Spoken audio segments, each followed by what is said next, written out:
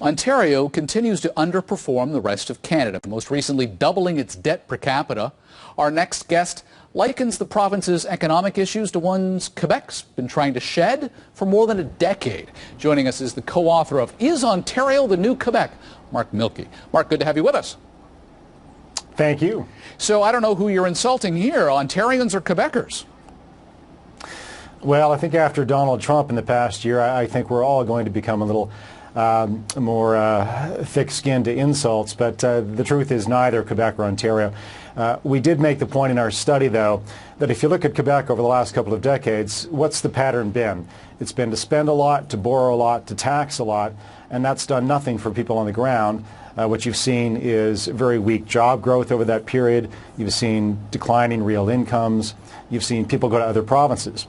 And now, over the past decade, we've seen Ontario mimic the, say, old Quebec policies, and the results are starting to show up in the same way. You don't see job growth in Ontario like you did, say, at the national average or in a province like British Columbia.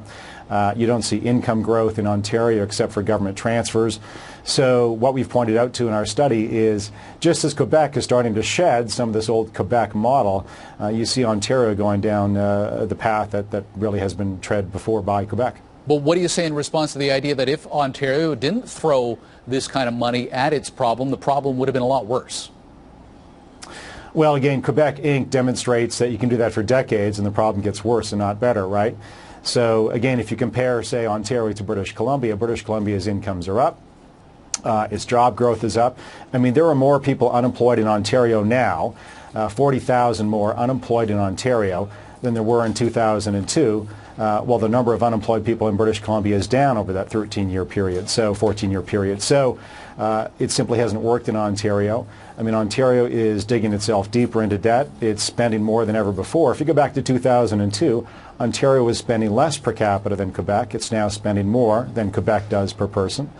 And they're closing the gap, Ontario is, with Quebec in terms of its debt per GDP.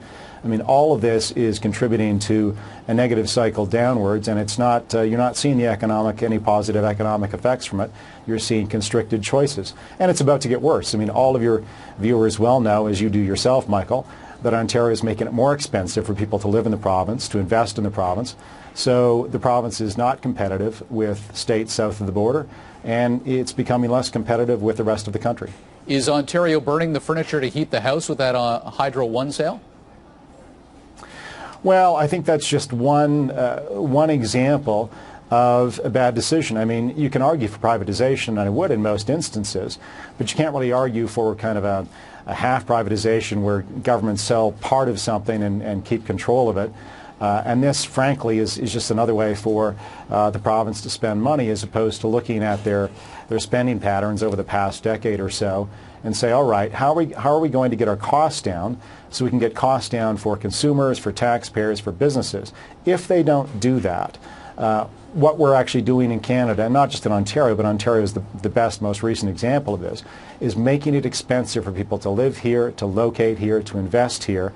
That doesn't help you sell stuff to the rest of the world, even with a 77-cent dollar. So the problem with Ontario is it's following a Quebec model that now the Quebec government has moved away from. I wouldn't say abandoned, but it's moving away from. And there's been some positive results in Quebec. Quebec has produced a surplus, an operational surplus at least. So you're seeing Quebec go in the right direction. You're seeing Ontario imitate the model that the Quebec government is now abandoning. You mentioned the subpar Canadian dollar, the crashing crew that created it. The conversation at that time largely centered around this is a very big ship. It'll take time to turn it around, but ultimately a subpar Canadian dollar will be a net positive for Canada and particularly for Ontario if you're willing to wait 18 months to 2 years. We are now about 18 months to 2 years after that. Is it not just a function of growth is right around the corner? Well, we've been hearing that in Ontario for some time, right? And that these policies would lead to growth, and they haven't. And in fact, you see the latest unemployment numbers across the country, and they're not great, and they're not great in manufacturing. And what you're seeing is even a low Canadian dollar, which is a bit of an artificial help to the country in terms of the products and goods or products and services we're selling, you're seeing the costs in Ontario because of the electricity decisions that have been made in the province actually counter-effect any positive effect you might have from a low Canadian dollar.